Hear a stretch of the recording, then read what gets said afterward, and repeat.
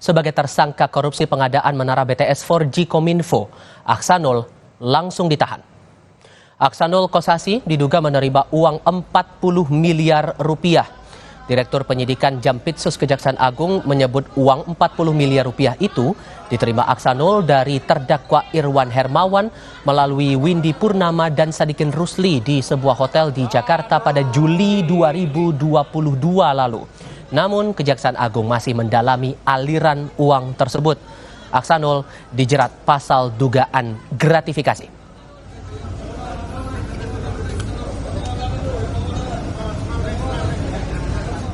Sekitar tanggal 19 Juli 2002, sekitar pukul 18.50 waktu Indonesia Barat, bertempat di Hotel Grand Hyatt, diduga Saudara Agyu telah menerima sejumlah uang sebesar kurang lebih 40 miliar dari Saudara IH melalui Saudara WP dan SR.